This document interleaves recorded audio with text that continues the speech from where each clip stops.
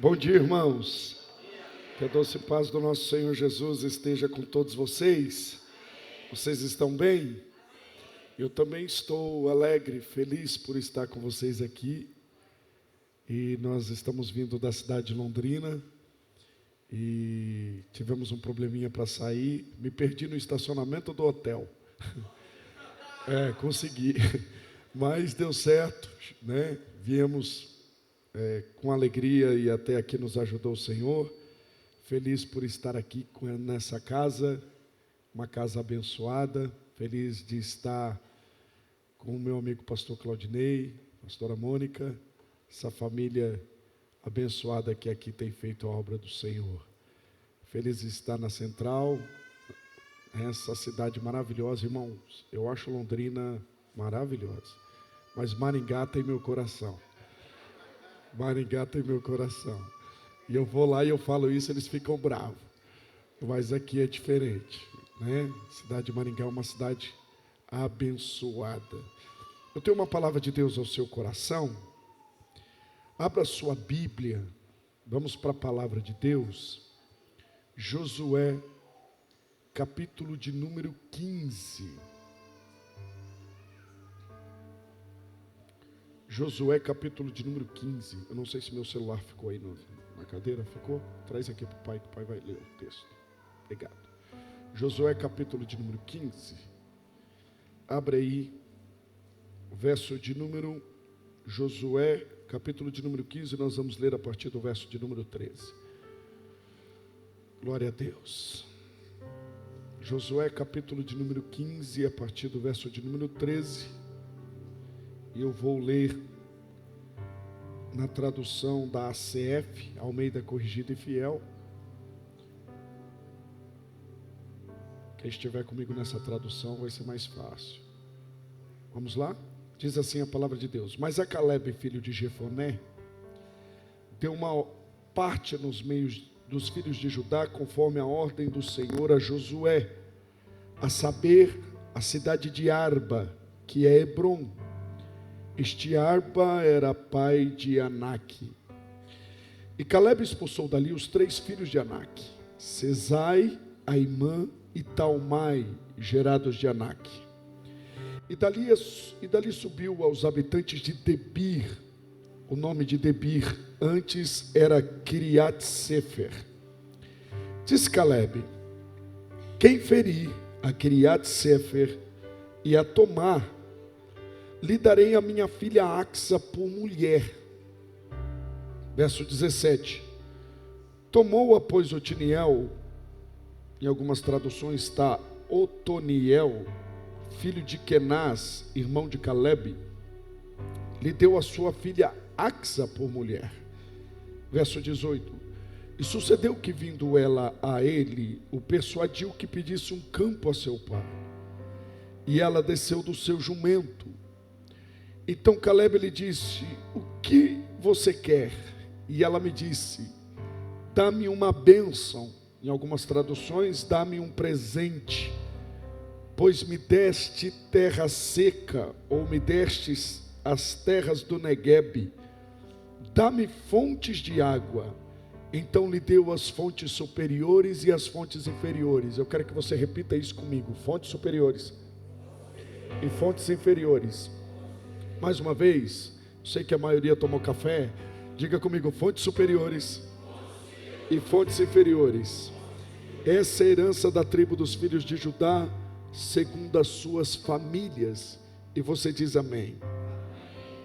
Irmãos, um dos maiores desafios que nós temos é tomar posse das promessas de Deus. Todos nós aqui nascemos ou recebemos muitas promessas de Deus. Todos nós. Eu prego para pessoas aqui que recebem promessas de Deus há muitos anos. Desde a sua infância você vê Deus liberando promessas sobre a sua vida. Prego para pessoas aqui que nasceram debaixo de muita promessa.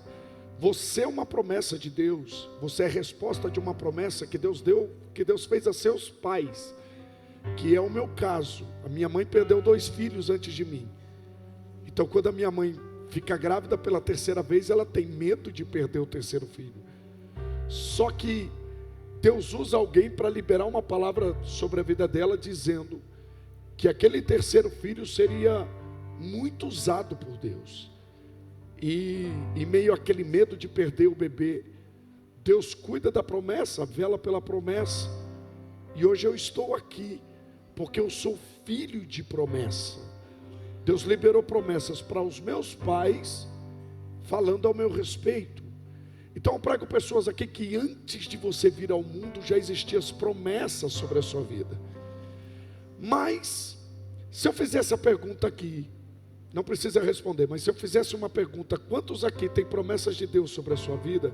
Eu tenho certeza que 99,9% da igreja levantaria a mão e diria: eu tenho promessas de Deus na minha vida. Mas se eu perguntasse: quantos aqui estão vivendo essas promessas? Ou quantos aqui já tomaram posse dessa promessa?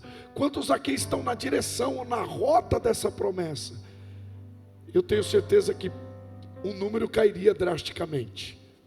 Porque há uma diferença entre receber uma promessa e viver a promessa.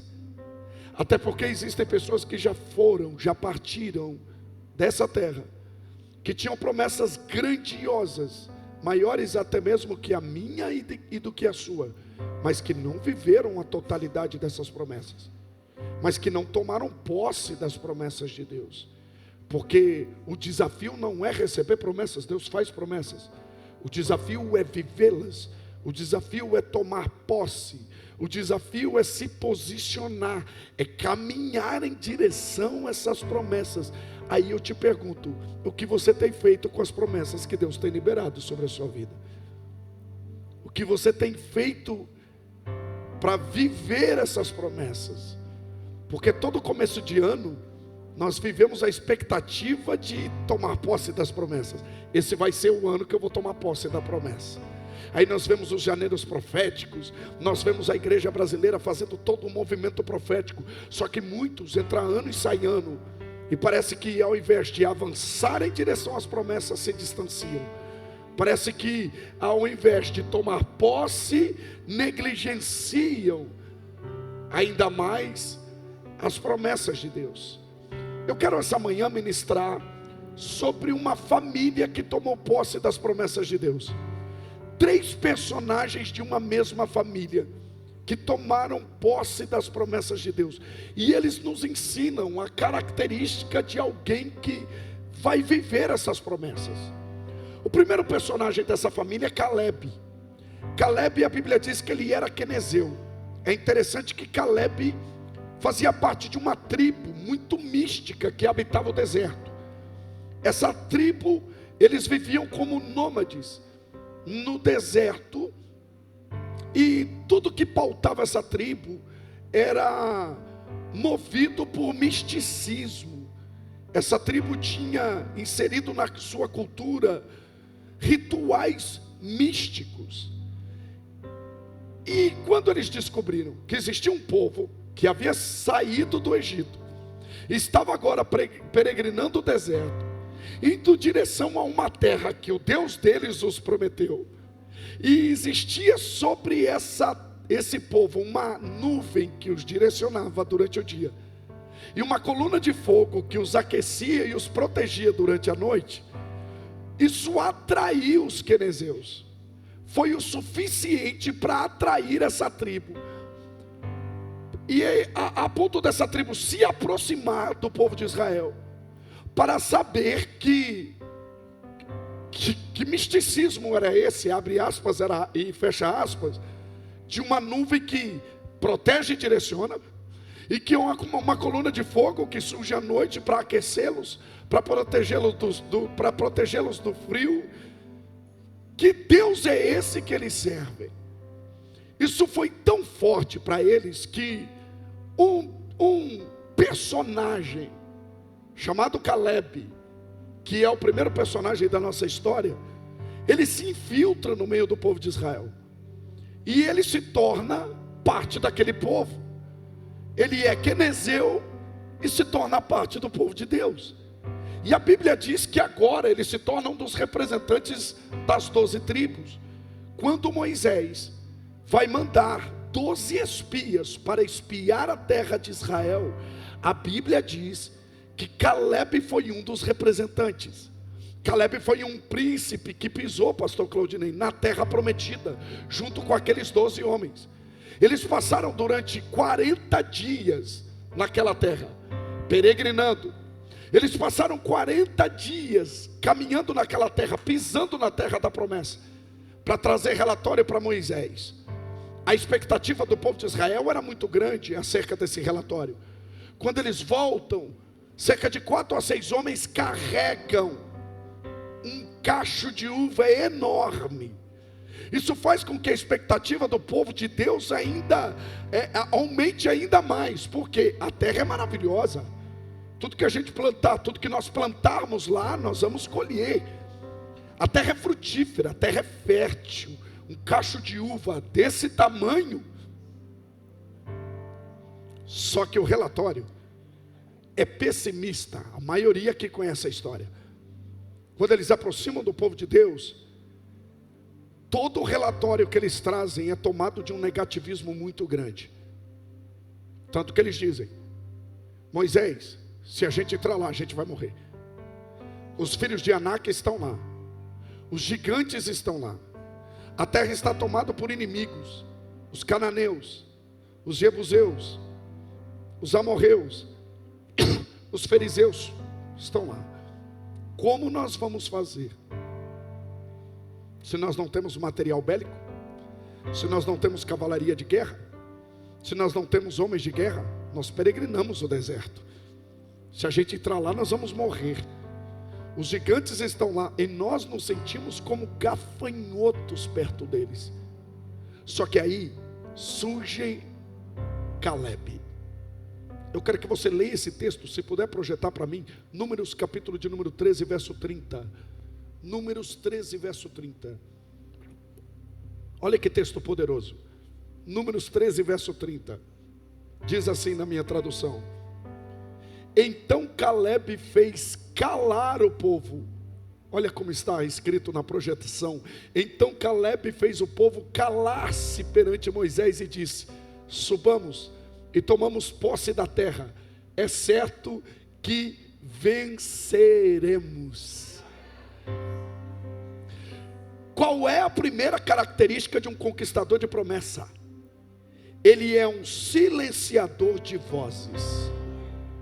Para você que está anotando, a primeira característica de um conquistador de promessa é porque ele é um silenciador. Ele é um silenciador de vozes. Olha o que o texto diz. Então Caleb fez o povo calar-se. É interessante que não foi só o argumento de Caleb, foi o posicionamento de Caleb. Porque não adianta ter bons argumentos se não tiver posicionamento. O que gera silêncio no arraial aqui é o posicionamento de Caleb, dizendo: se Deus prometeu, a terra é nossa. Não importa os inimigos que estão lá, a terra é nossa. Nós vamos conquistar o que Deus prometeu. Deixa eu te falar uma verdade aqui. Todas as vezes que Deus te der uma direção, você vai ter que silenciar vozes contrárias a essa direção. Vou repetir isso aqui. Todas as vezes que Deus te der uma direção, você vai ter que silenciar vozes contrárias a essa direção. E 2 vozes são essenciais para que você silencie. A primeira voz, a voz que surge na mente.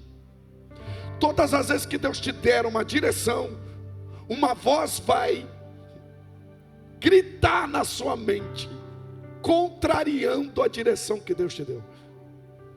Eu vou dizer algo aqui para ficar gravado no seu coração. Toda mente é um jardim. É como se o Éden estivesse na sua mente. Toda mente é um jardim. E todo jardim tem uma serpente disposta a entrar nela. Grave isso. Toda mente é um jardim. E todo jardim tem uma serpente disposta a entrar nela. E sabe qual é o veneno dessa serpente? A mentira. Ela só quer confundir a direção, ela só quer te confundir para contrariar a direção que Deus te deu. O homem não caiu quando comeu do fruto. O homem caiu quando deu ouvido à voz da serpente. A quem você tem dado ouvido? Já reparou que tem gente que tem uma capacidade absurda, tem um dom absurdo, tem uma vocação absurda, tem gente que Deus confiou algo tão grandioso para ele, e ele não sai do lugar? Por quê? Porque perde a batalha da mente. E isso aqui é poderoso, porque quem fala na sua mente ganha o seu coração, e quem ganha o seu coração guia os seus passos. Vou repetir: quem fala na sua mente tem o controle do seu coração, e quem tem o controle do seu coração direciona os seus passos. Qual é a missão que Deus deu para Adão? Cuide do jardim, zele pelo jardim. Então cuidar e zelar do jardim da nossa mente é uma missão que cabe a nós. Lembra de Jeremias? Capítulo de número 3 de Lamentações. Se você ler o texto, você vai ficar horrorizado com as palavras que estão sendo proferidas por um profeta. Jeremias está profetizando para o povo não ir para o exílio, e cada vez que ele profetiza, o povo caminha a passos largos para o exílio. Aí ele começa a culpar Deus.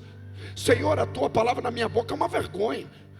Senhor, tudo que está acontecendo comigo é culpa sua. Esse povo não me ouve. Esse povo não ouve as direções que o Senhor está me dando. O Senhor me fez como um leão em emboscada. Se você ler o texto, você vai ficar horrorizado. Mas chega um determinado momento que Jeremias diz assim: eu quero. Não. Eu estou sendo intencional. Eu quero. Isso é intencionalidade. Eu quero trazer à memória aquilo que me dá esperança. Ele está dizendo: eu estou descartando tudo aquilo que me tira da direção de Deus, e estou ficando com aquilo que Deus já liberou sobre a minha vida. As misericórdias do Senhor se renovam toda manhã. A bondade dele é a causa de nós não sermos consumidos. A fidelidade dele perdura para sempre. Eu não sei se você pode dar um glória a Deus essa manhã. Você tem a missão de cuidar da sua mente. Você tem a missão de descartar tudo aquilo que tira você da direção de Deus. Quantas palavras têm surgido na sua mente, dizendo para você: é impossível conquistar, é impossível avançar. E nós vamos sendo direcionados por essas vozes que gritam na nossa mente. Por que antes de travar uma batalha no campo das emoções, nós travamos uma batalha no campo da mente? Porque se você perder na mente, você vai perder nas emoções. Por que Deus fez um homem com a cabeça aqui e o coração aqui? Porque é a cabeça, é a mente que guia o coração. Não é sobre ser guiado pelo coração, é sobre guiar o coração. E como eu guio o meu coração? Quando eu entendo que o governo está na mente. É por isso que nós precisamos ter a mente de Cristo, porque quando nós temos a mente de Cristo, nós temos acesso ao Pai. E quando nós temos acesso ao Pai, nós entendemos que Ele nos deu a autoridade para repreender todos os pensamentos contrários à direção que Deus liberou sobre a nossa vida. Quem crê nisso, diga amém. Aleluia. Por que Deus é a cabeça e não é o coração da igreja? Se Deus falasse, pastor Cláudio Dinei, eu sou o coração da igreja, se Jesus falasse, eu sou o coração da igreja, Jesus estaria dizendo: o governo está na mão da igreja, e ela governa sobre mim.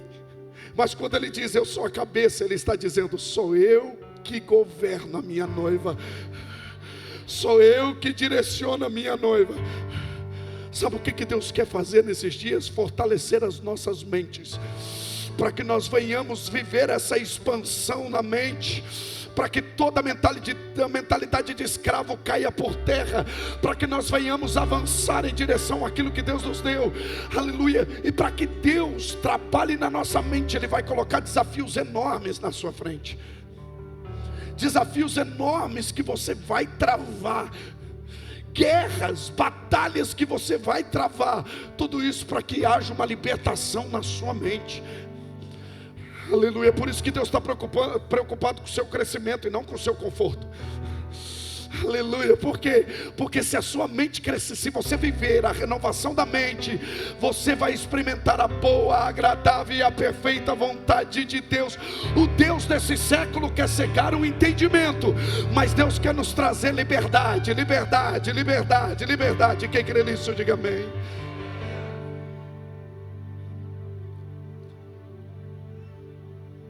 O que eu faço, pastor Júlio, para vencer a batalha da mente?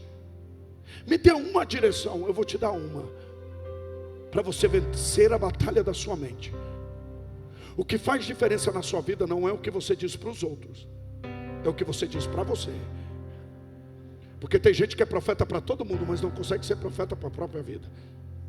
Tem gente que tem um conselho sábio para todo mundo, mas não consegue dar uma direção para a sua vida. O que faz a diferença não é o que você diz para os outros, é o que você diz para você. Quantas vezes eu estou dirigindo e eu sou bombardeado por pensamentos e eu começo a dizer: Júlio, vai ficar tudo bem, Deus está no controle de todas as coisas. Eu estou pregando em Feira de Santana, irmãos, eu não tenho problema com um avião, com um voo, já peguei turbulência terrível, mas eu fiquei trancado num elevador. E eu entrei em pânico quando eu fiquei preso dentro de um elevador. Eu fiquei em pânico a ponto de esquecer que tinha uma lanterna no meu celular. E ali eu vi o poder da luz. Quando eu estava naquela escuridão total, apertando todos os botões daquele elevador, desesperado, eu fui me acalmando, ressignificando, lembrei da luz do celular. Isso já tinha passado uns eternos 5 minutos aproximadamente. Quando eu liguei a luz do celular, a luz surgiu no meio daquele caos. Uma paz tomou o meu coração. E eu pude sentir o poder da luz em meio à escuridão.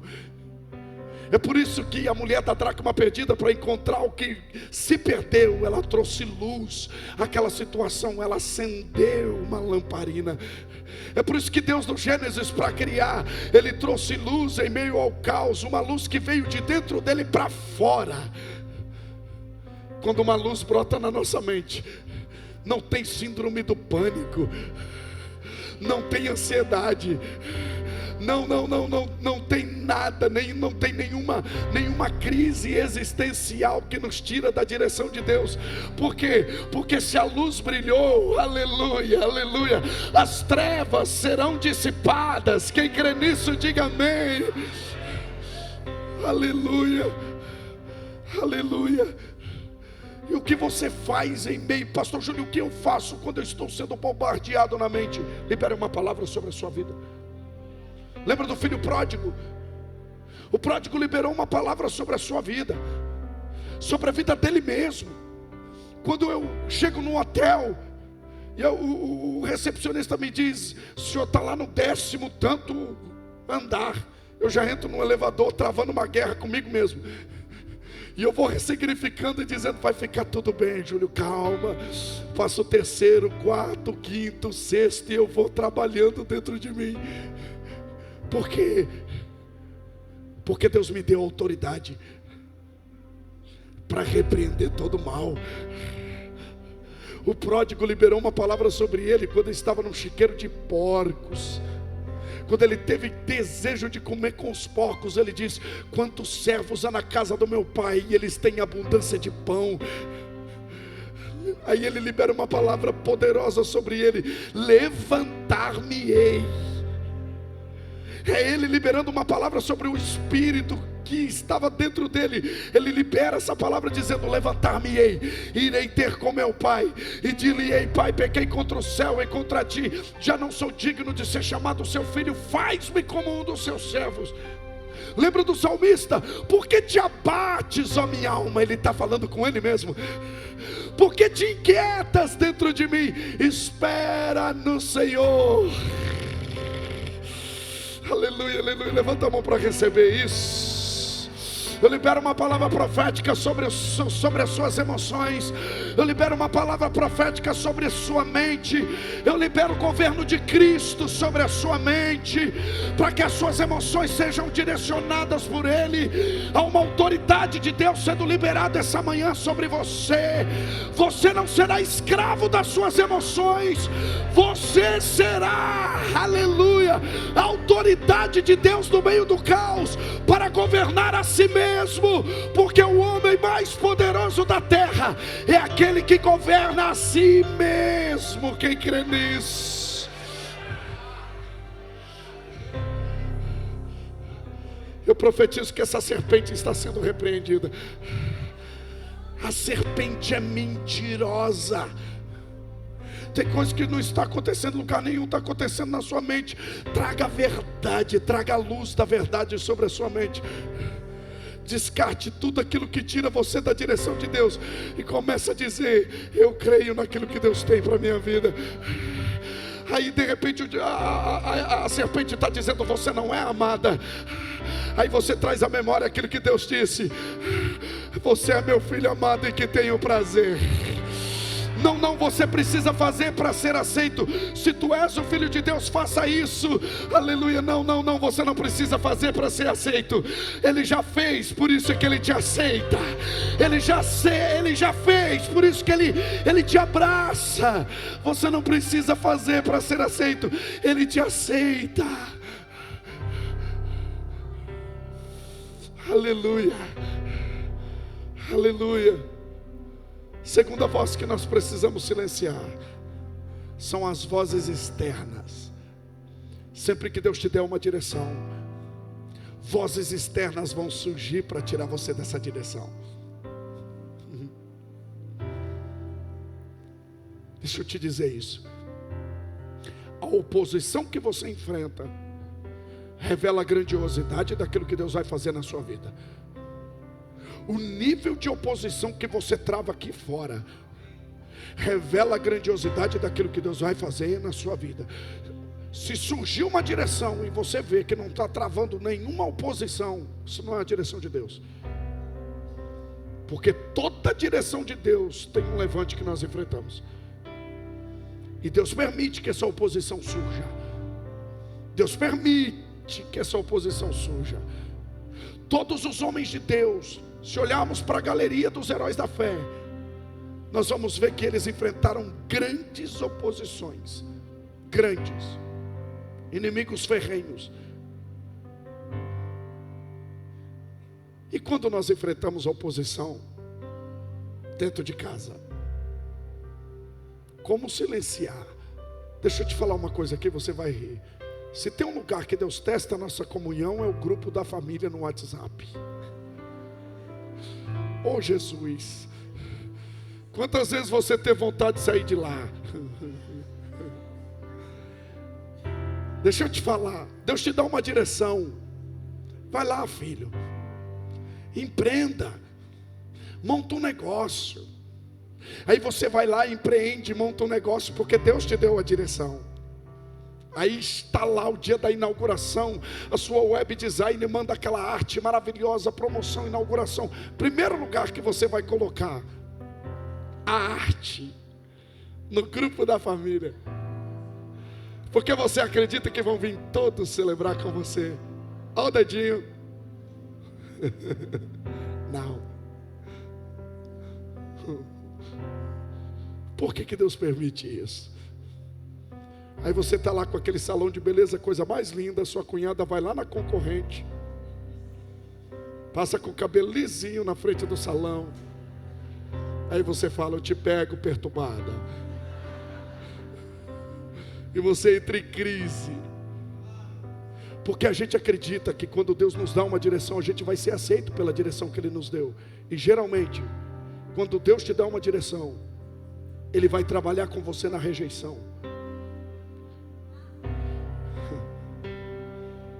Quando Deus te der uma direção, Ele vai te moldar em meio à rejeição. Por quê? Porque Deus é Deus dos improváveis.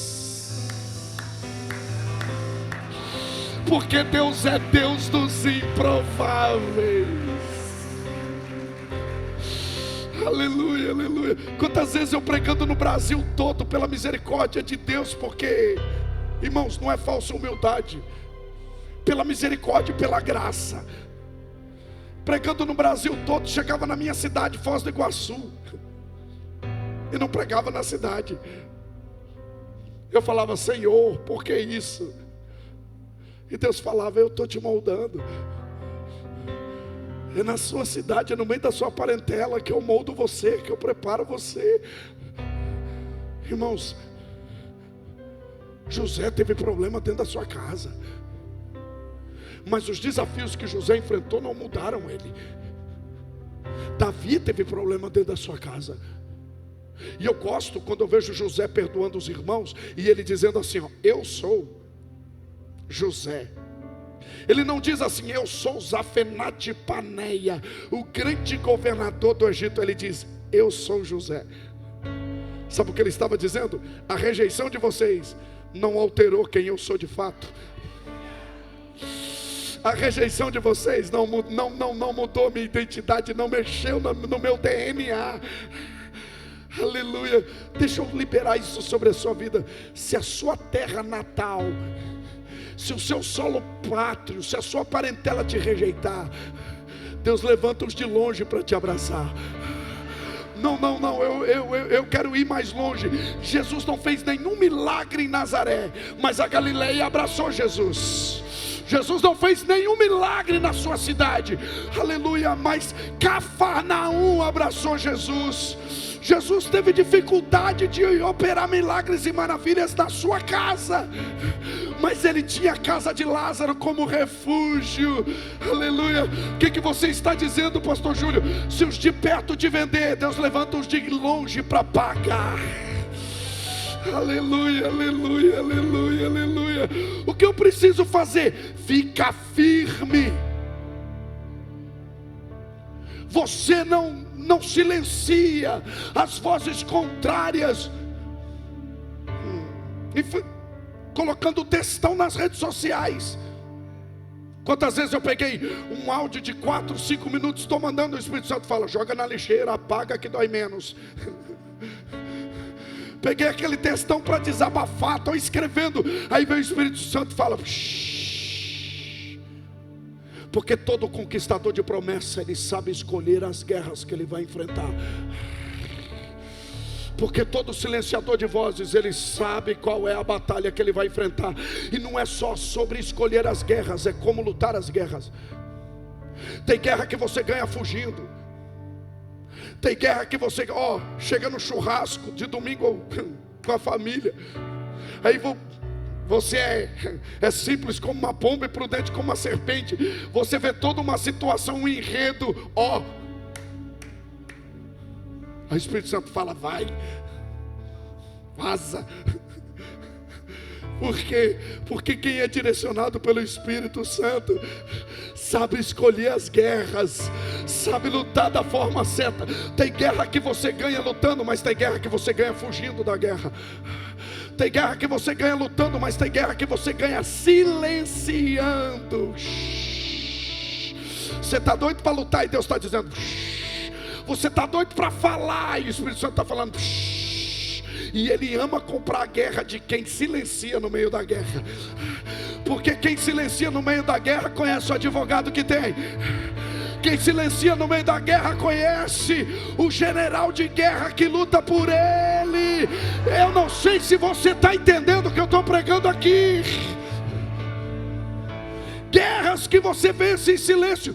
Você não precisa se justificar. Seus inimigos não querem ouvir seus argumentos, eles só querem te parar. Quem para dar resposta para a oposição perde tempo no propósito. Faço igual Neemias: estou fazendo uma grande obra, não tenho tempo para descer daqui para falar com vocês. Não perca tempo explicando para quem não está no mesmo propósito. Continua firme. Sabe qual é o problema, pastor Claudinei? A gente se perde por conta de um Judas que levantou da mesa para nos trair, sendo que ainda tem 11 na mesa para celebrar com a gente. A gente se perde por aqueles que viraram as costas, quando Deus está dizendo: tem gente que está com você. Irmãos, olha aqui, para de perder tempo por aqueles que foram e começa a celebrar com aqueles que ficaram. Eu vou liberar isso novamente, aleluia, deixando que para trás fique o avanço para o que está diante de mim. Não se perca pelos que foram, celebre quem Deus está trazendo. Está fazendo sentido isso aqui? Silencie. Como que eu silencio? Escolha as suas guerras. Deus quer te dar sabedoria. Sabe por que Davi é poderoso? Porque Davi sabia escolher a sua guerra. Contra Golias ele lutou, contra Saul ele fugiu. Tem guerra que Deus vai falar luta, tem guerra que Deus vai dizer: se movimenta aí. É melhor estar numa caverna de Adulão, escondido em Deus. Escondido não na caverna, escondido numa presença, aleluia, do que lutando uma guerra desnecessária. Às vezes a gente está gastando energia com uma batalha e nós estamos orando: Senhor, me dá vitória nessa guerra, e Deus está dizendo: não, foi eu que te coloquei nessa batalha, sai daí. Senhor, me dá vitória nessa guerra, e Deus está dizendo: não, sai daí, fuja dessa batalha. Poupe energia para as guerras certas. Todo conquistador de promessas, ele canaliza energia para a batalha correta. Aleluia. Paulo disse: eu combati o bom combate. Como assim, pastor Júlio? Paulo estava dizendo: existe um combate que vale a pena ser lutado, e esse combate é bom. E o combate bom de lutar é aquele que Deus está conosco dentro da batalha. Aleluia. Aquele que Deus está nos ajudando e nos fortalecendo, porque nem sempre Deus vai tirar você da batalha, mas eu tenho certeza que Ele vai te dar força dentro da batalha. Nem sempre Deus tira o guerreiro da batalha, mas Ele envia anjos para ajudar o guerreiro dentro da batalha. Quem compreende isso, diga amém. Terceira característica de um conquistador de promessas, Números 14, 24.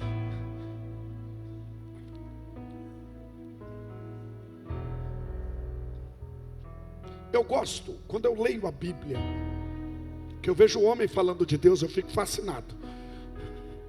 Mas quando eu vejo Deus falando do homem, opa!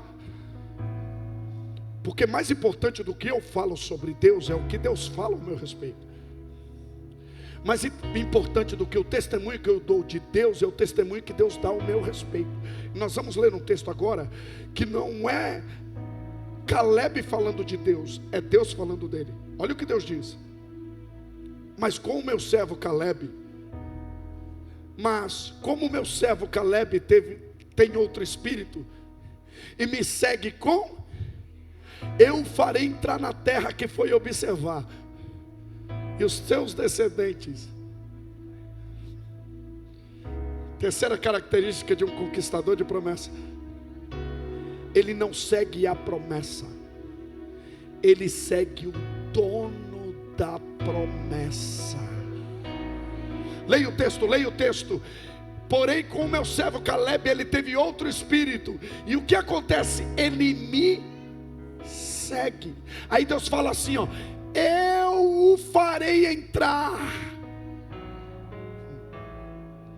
Isso não tem a ver com a sua força. Isso não tem a ver com a força do seu braço. Isso não tem a ver com a sua capacidade. Você não vai conquistar as promessas de Deus na força do seu braço. Você não vai conquistar as promessas de Deus na sua capacidade, na sua oratória, no seu talento, no seu dom, na sua vocação. Não. Quem libera o acesso. Não está na moda agora falar de propósito. A palavra, irmãos, pensa numa palavrinha que está hypada nas redes sociais. Todo mundo fala. Os coach, influencer, todo mundo falando. Aí o que acontece? O camarada vai ali na loja de carro importado, aluga um para ficar uns 3 dias. Aqui em Maringá não acontece, mas tem umas regiões aí do Brasil que o camarada vai ali, vai na loja de carro importado, fica uns 3 dias fazendo uns reels, falando sobre propósito dentro de um carro importado. Aí eu te pergunto, o que propósito tem a ver com carro importado? Eu conheço gente que não tem carro importado e que está vivendo o propósito. Eu sei de história de missionários que estão no campo agora, estão com os recursos esgotados, numa batalha ferrenha para cumprir uma missão, e que estão vivendo um propósito. Porque propósito não tem a ver com o quanto eu ganho. Propósito tem a ver com o tamanho da missão que eu carrego. Vou repetir. Propósito não tem a ver com o que eu vou ganhar. Geralmente tem a ver com o que eu estou disposto a perder. Porque no reino de Deus, para ganhar, você tem que perder. Negue-se a si mesmo, tome a sua cruz. Para seguir Jesus custa. Caleb não foi atrás da promessa. Caleb seguiu o Deus. Deus está dizendo, ele me seguiu com integridade. Integridade aqui tem a ver com o quê? Com perseverança. Isso aqui é poderoso. Porque essa é uma geração que se gaba por ser intenso. Tudo que eu faço eu sou intenso. Geralmente os que mais se machucam. Sou intenso em tudo que eu faço. Sabedoria não tem a ver com intensidade. Porque o reino de Deus não é pautado por velocidade. Geralmente o intenso começa 3 dias, 4 dias. Ele vai, no primeiro obstáculo ele faz isso aqui, ó. Porque sabedoria não tem a ver com velocidade. Sabedoria tem a ver com constância. Paulo escreveu assim, ó: sede firmes e constantes, sempre abundantes na obra do Senhor. Se for firme e constante, vai ser o quê? Abundante. O reino de Deus é tomada força, e só toma posse dele quem se apodera dele, quem tem constância, quem persevera. Aí eu te pergunto, promessa de Deus grandiosa, mas perseverou? Deus liberou uma promessa grandiosa, mas ele é perseverante? Não desista daquilo que Deus te confiou. Não desista. Mas pastor Júlio, ninguém acredita no meu ministério. Fulano não acredita. E você pega uma lista e começa. Não, fulano não acredita, Beltrano não acredita, Ciclano não acredita. A pergunta é, você crê no que Deus te prometeu? Porque tudo é possível aqui. E para crer, eu preciso ser perseverante. Para crer eu preciso ter constância. Não, sede firmes. Um passinho hoje, um passo amanhã, um passo depois. Fuja do imediatismo e creia que ainda que você não veja, Deus está trabalhando. Eu vou repetir, fuja do imediatismo e creia que ainda que você não esteja vendo, Deus está trabalhando. Aleluia, aleluia. Jeremias desceu à casa do oleiro e o oleiro já estava trabalhando. Não começou a trabalhar porque Jeremias desceu. Jeremias desceu e já viu ele trabalhando. O oleiro estava dizendo, antes de você descer para cá, Jeremias, eu já estava trabalhando. Jesus disse, eu trabalho porque o meu Pai trabalha. Não tem um Deus inerte lá no céu. Tem um Deus que está trabalhando o tempo todo por aqueles que nele esperam. Aleluia, aleluia, aleluia. Aleluia, aleluia, aleluia. Quantos acreditam nessa palavra? Sede firmes e constantes. Deus está dizendo assim, ó: eu farei. Não é seu network, não é a sua conexão, é o próprio Deus que vai liberar acessos. Sabe quando você vê Deus preparando oportunidade? Sabe quando você vê Deus colocando você em situações que você diz, não sei nem como eu estou aqui, mas foi o Senhor que fez isso, e é coisa maravilhosa aos nossos olhos. Sabe quando você vê Deus liberando os acessos, Deus abrindo portas onde não tem, Deus preparando toda a situação, irmão, quando é de Deus, você não precisa nem fazer muita força, flui. Deus liberando os acessos. Deus liberando os acessos. José está achando que vai morrer esquecido na prisão, mas Deus está liberando os acessos. Davi está achando que vai morrer cuidando das ovelhas do pai, mas tem alguém dentro do palácio do rei Saul dizendo, eu conheço um menino que sabe tocar, é valente, valoroso, sisudo em palavras, de gentil presença, e o Senhor é com ele. Sabe o que Deus estava fazendo dentro do palácio de Saul? Preparando acesso para Davi. Deus está dizendo que está preparando o acesso para nós. Os acessos estão liberados. Nós iremos chegar em lugares que nem ao menos planejamos, porque isso tem a ver com o favor de Deus. Sabe o que é favor de Deus? Esse é o nível que Deus quer nos levar. O nível do favor. E favor tem conexão com graça. É Deus respondendo a oração que você não fez. É você falar, Senhor, não lembro de ter te pedido isso, mas o Senhor fez. É você ver Deus respondendo a oração que você não fez. Irmão, é Deus fazendo coisas que você nem pensou. Deus falando, não, comigo o nível é maior. Porque Ele é poderoso para fazer infinitamente mais do que pedimos e do que pensamos, segundo o poder em que nós opera. Isso tem a ver com favor. Aleluia, esse é o ano que nós iremos acessar o favor de Deus. Não, isso aqui não é uma palavra profética, não é um jargão triunfalista de culto profético, não. Isso é uma palavra poderosa para a sua vida. Você vai viver o favor de Deus, o sobrenatural de Deus. Por que Caleb tomou posse? Porque todo conquistador de promessa, ele tem uma visão maior do que ele. Ache na Bíblia o nome dos 12 espias. Cadê o pastor Rodrigo Leite? Pastor Rodrigo, tem um nome na Bíblia dos 12 espias? Não tem. Procure o nome dos 12. Não acha, amigo, não tem. A história só conta o nome de 2. Porque os 2 tiveram uma visão que os outros 10 não tiveram. Porque gente que não tem visão não entra para a história. Gente que não tem visão não deixa legado. Agora, quem tem visão para acreditar, existe uma tipologia na Bíblia, que é a tipologia da águia, que é comparada a nós. Isaías diz que os que esperam no Senhor renovarão as suas forças, subirão com asas como de... A águia é conhecida pela sua força. A águia é conhecida pela sua... Porque não adianta ter força se não tiver visão.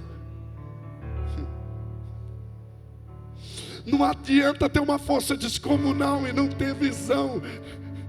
A águia é conhecida pela sua visão. E isso faz ela imperar. Isso faz ela... A águia, ela é da espécie dos falcões, dos falconizes, mas ela está acima de todos eles. A águia não é rabote. Quando ela desce do céu num voo rasante, com o bico para baixo, é porque ela sabe exatamente onde ela vai. Deus quer te dar uma visão grandiosa para que você trabalhe nessa visão. A história não vai contar o nome. Irmãos, olha aqui, você pai e mãe que está aqui, Deus quer te dar uma visão grandiosa para que você e os seus filhos trabalhem nessa visão. E nas promessas de Deus, primeiro a sua visão chega, depois os seus pés pisam, depois a sua mão toca. Porque minha visão chega primeiro. Sabe o que é visão? É você desfrutar de algo que ainda não é real. Visão é você sentar com o pastor Claudinei e ele já vê a igreja dentro do novo templo. Isso é visão. Visão é você caminhar naquilo que ainda não existe. É você trazer à existência aquilo que não é real. Por isso que a fé é o combustível da visão. Todo visionário tem uma fé descomunal. Todo visionário tem uma fé que, irmão, tem gente vendo o obstáculo, ele está vendo além dos obstáculos. Tem gente vendo o impossível, aquele que tem visão de Deus está vendo o possível, porque ele serve a um Deus que pode tornar o impossível possível. Aleluia. Isso é uma mensagem para ativar a sua fé. Isso é uma mensagem para você entender que é a visão que vai fazer você desfrutar. Caleb é um visionário, porque ele acreditou nas promessas de Deus, e a visão dele fez você desfrutar, fez ele desfrutar. Deixa eu falar do segundo personagem, porque a hora passa. Abre aí, projeta para mim Josué capítulo de número 15, verso de número 16. Todo conquistador de promessa quer que os filhos se tornem conquistador de promessa. Qual é o desejo de Caleb? Casar a filha com um conquistador de promessa. Ele não é bobo. Aí, meu amigo, olha que texto poderoso. Ele diz assim: darei a minha filha Axa por mulher ao homem que atacar e conquistar Kiriat Sefer. Caleb herdou Hebron. Ele já tomou posse de Hebron. Ele colocou os filhos, os gigantes, os filhos de Anak para fugir. Só que tem uma cidadezinha de muros intransponíveis, uma fortaleza. Era pequenininha, mas era forte. Caleb olha aquela cidade e diz assim: epa, quem tomar essa cidade vai casar com a minha filha. Caleb é fora da curva. Quem tomar essa cidade para mim vai casar com a minha filha. Olha o verso 17. Otoniel, filho de Kenaz, irmão de Caleb. Se ele é filho do irmão, o que ele é de Caleb? Sobrinho. Então Otoniel, filho de Kenaz, irmão de Caleb, a conquistou. Olha aqui, se ele é o sobrinho, pensa comigo, o tio herdou Hebron, ele é sobrinho, ele tem uma partezinha, mas aí ele ouve o tio dizer: quem tomar essa cidade para mim vai casar com a minha filha. Ele diz: eu tenho isso aqui, mas se eu me tornar o genro,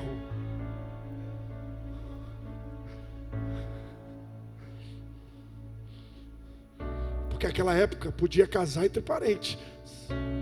Parentes casar entre si era comum dentro da cultura. Aí Otoniel está andando no arraial e ouve o tio dizer: quem tomar aquela cidade vai casar com a minha filha. Otoniel é o segundo personagem que nos ensina o que é conquistar as promessas de Deus. Sempre que Deus liberar uma promessa sobre a sua vida, Ele vai colocar você diante de grandes desafios.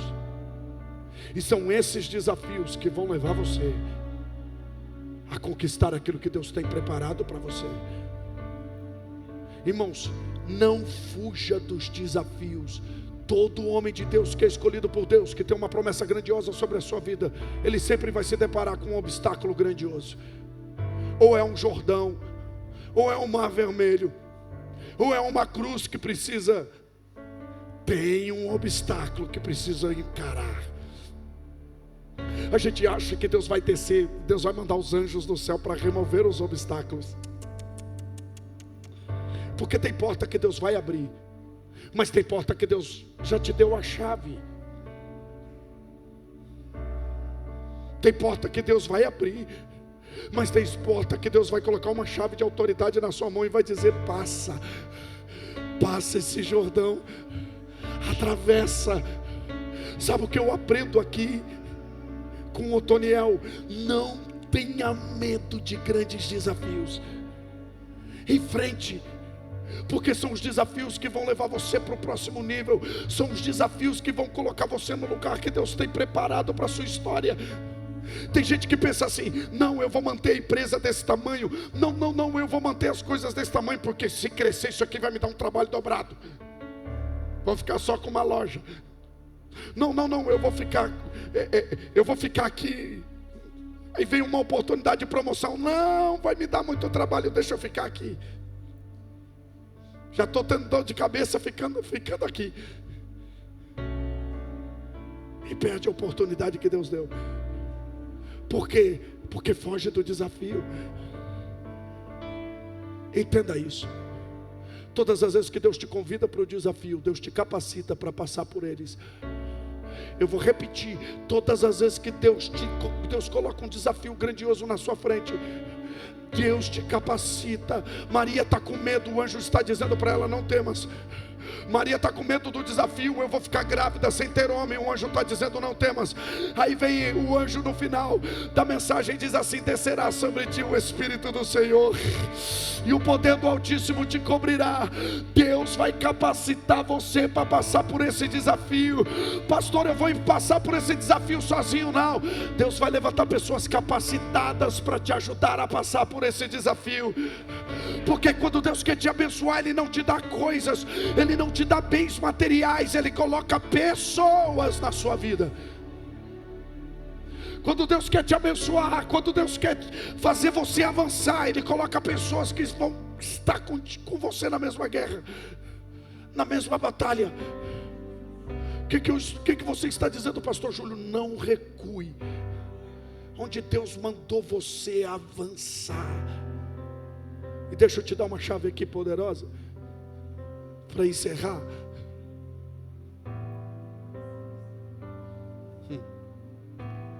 Deus só derrama vinho novo em odres novos.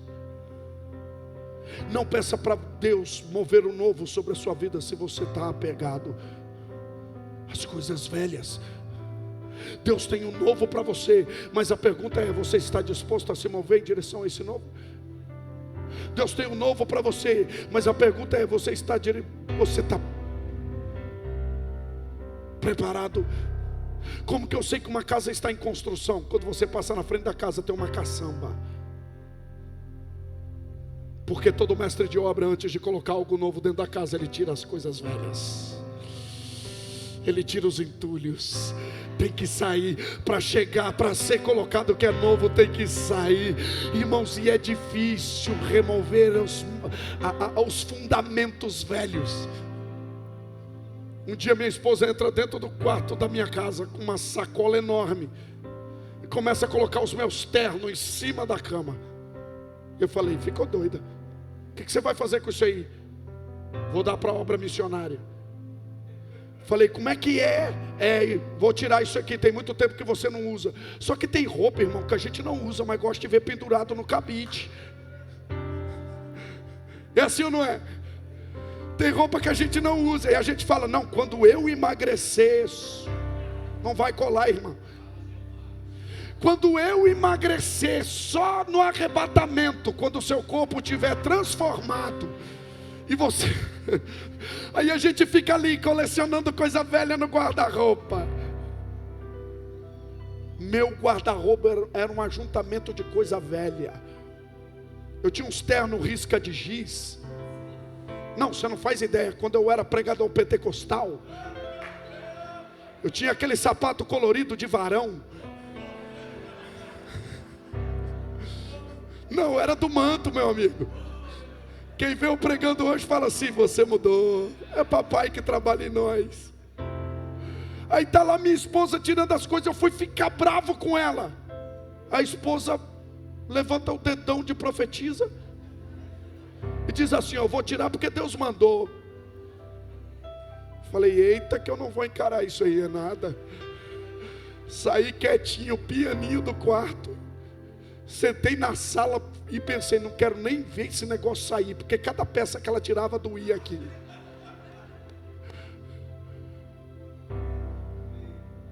Aí está o camarada lá na casa, aí vem para cá e diz: eu quero viver algo novo. Deus está dizendo: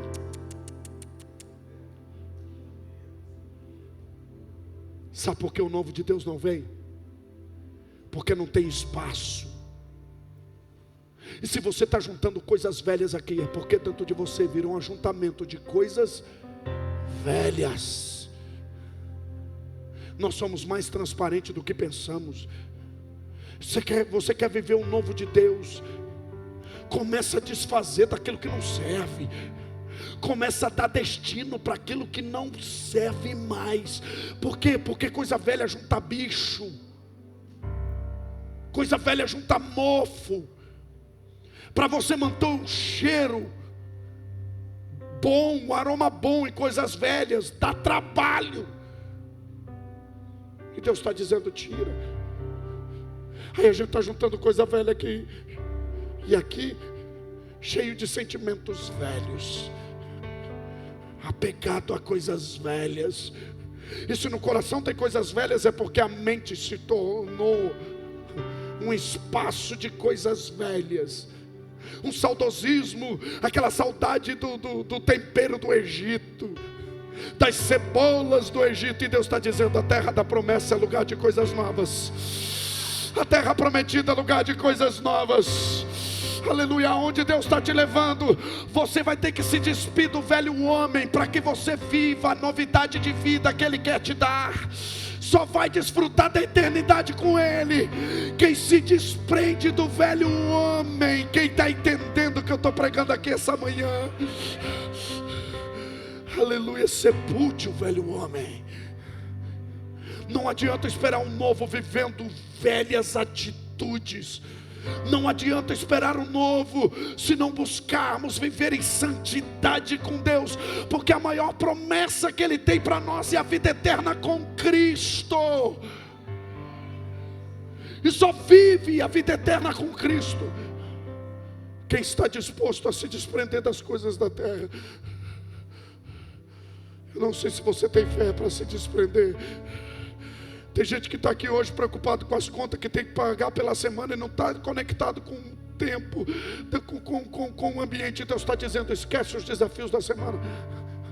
Só me adora que eu já fui na frente preparando tudo para você. Só me adora que eu já fui na frente preparando tudo para você. Só me adora que eu já fui na frente preparando tudo para você. Aleluia. Receba novidade de vida sobre a sua vida. O maná de ontem serviu para ontem. Deus está dizendo que tem uma porção nova.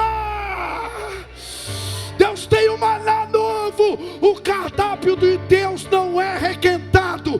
O cardápio do céu é de coisas novas. Aleluia. Deixa eu falar sobre a terceira personagem rapidinho, eu encerro. Aleluia. Coloca o versículo seguinte para mim.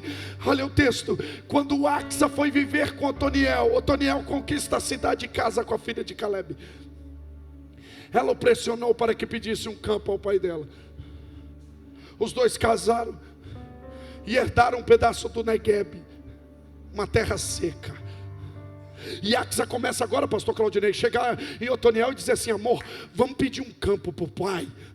A terra aqui é seca. Axa é visionária. Chega no marido e diz assim: amor, precisamos crescer, precisamos de algo novo, precisamos subir um nível, precisamos de um campo novo. E o marido não se mexe. Quando eu li aqui, isso aqui, eu fiquei doido. Foi o camarada conquista uma cidade para casar com a esposa, casa com uma mulher águia, e está aí omisso, aceitando. Aí o Espírito Santo do Senhor falou para mim: não, filho, Otoniel não se moveu porque ele é genro. Quem tinha que se mover é a Axa, porque ela é filha. Axa chega em Otoniel: vamos falar com o pai. Otoniel não se move. Ela diz: não. Ela sobe num jumento e cavalga até a casa do pai. Eu imagino Caleb acordando pela manhã. O homem conquistou Hebron, aposentado. Conquistei as promessas. Eita glória. Nós vamos chegar nesse nível. Acorda pela manhã, passa um chimarrãozinho. Eita. O cheiro da chaleira, daquela água fervente, chega a subir. Está lá moldando a erva na cuia. Olha pela janela, vem a filha num jumento. Aí ele diz: o que você quer? É um pai querendo saber como está o coração da filha. É um pai querendo entender por que a filha está tendo uma atitude ousada dessa. Aí chega o verso de número 19: eu quero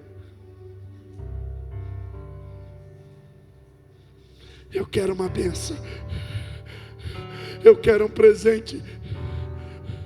porque o Senhor me deu uma terra seca, o Senhor me deu a terra do Negueb. Deixa eu te dizer, isso aqui é poderoso. Ela diz: o Senhor me deu a terra do Negueb, mas dá-me fontes de água. Ela não diz para o pai: me dá outra terra, porque se ela fala isso, ela despreza aquilo que o pai deu. Ela diz assim: pai, o Senhor me deu a terra do Negueb, mas para mim ser abençoado lá só falta uma coisa: eu preciso de fontes de água. Por quê? Porque eu não posso desprezar o que o pai já me deu. Eu só preciso de fontes de água para que aquilo que o pai me deu se torne melhor. O casamento foi o pai que me deu, mas se o pai me der águas, fontes de águas, meu casamento vai ser mais abençoado, a empresa vai ser mais abençoada, a minha vida vai ser mais abençoada. E eu encerro de fato agora dizendo para você que o texto diz que ele lhe deu as fontes superiores e as fontes inferiores. Por quê?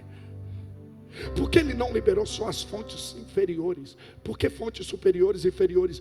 Paulo escreveu aos Efésios, diz que Deus nos abençoou. Deus já nos abençoou com toda sorte de bênção. Onde? Nas regiões fontes superiores. O que você está dizendo, pastor Júlio? Eu estou dizendo que promessa de Deus não acessa aqui. Promessa de Deus se acessa aqui. Quer um exemplo? Quando Deus te der uma direção, a primeira coisa que você não tem é dinheiro. Quer um exemplo? Deus te dá uma visão grandiosa. Primeira coisa que você vai, primeiro obstáculo, cadê o dinheiro? Aí você pega a calculadora terrena e começa a calcular com meios terrenos aquilo que vem do céu. A calculadora terrena nunca vai bater com a calculadora do céu. O sobrenatural de Deus se calcula. Você está dizendo o que, pastor Júlio? Maria, vamos voltar para Maria. Maria dizendo para o anjo Gabriel, aqui na terra, para uma mulher ficar grávida, ela precisa de homem. Aí Gabriel vira para ela e diz assim: Maria, o que você vai gerar não é a terra que vai dar, o que você vai gerar é o céu que vai dar. E o que o céu dá, o céu provê. O que o céu dá, o céu sustenta. O que o céu dá, o céu provê todas as coisas. Descerá sobre ti o Espírito do Senhor. Gideão está querendo vencer, aleluia, os medianitas com a calculadora terrena, calculando: eu preciso só de 32 mil homens. Aí vem Deus e diz: não, a calculadora do céu é diferente. Você só precisa de 300 valentes, 300 com buzinas, 300 com cântaro, 300 homens cheios da presença do Senhor. Se é para ele, se é para ele, se é para ele. Fique em pé. O que você está dizendo, pastor Júlio? Eu estou dizendo que Deus está te chamando para o sobrenatural. Eu estava com o pastor Rodrigo Fusizak em Paranavaí. Pastor Rodrigo Fusizak mostrou para mim e para minha esposa o projeto da igreja, coisa mais linda. E ele falou para mim assim: pastor Júlio, nós vamos gastar 2 milhões para ampliar a igreja. Eu falei: ah, é? 2 milhões. Aí ele disse: mas no caixa da igreja tem um pouquinho mais de 20 mil. Falei: como é que é? Você vai ampliar o templo por 2 milhões para ampliar o templo, e tem 20 mil no caixa da igreja? É. Porque Deus provê e Deus sustenta. Sabe o que Deus está querendo liberar sobre nós essa manhã? As fontes superiores. Porque o céu vai responder. O céu vai responder. A ponto de haver uma movimentação para que os recursos da terra se tornem abundantes. Eu não sei se eu posso orar por você. Eu quero orar por alguém aqui que entrou nesse lugar. Aleluia, entrou nesse lugar E Deus te deu uma visão grandiosa e você diz assim: eu não tenho possibilidade de viver essa visão. Deus te deu algo tão grandioso que vai abençoar a sua família, que vai abençoar a sua casa, que vai abençoar gerações, porque tudo que Deus te dá abençoa pessoas. E você olha e fala assim: hoje é impossível. Você tem coragem de dar um passo de fé e vir aqui à frente para que Deus aumente a sua fé nessa visão que Ele te deu?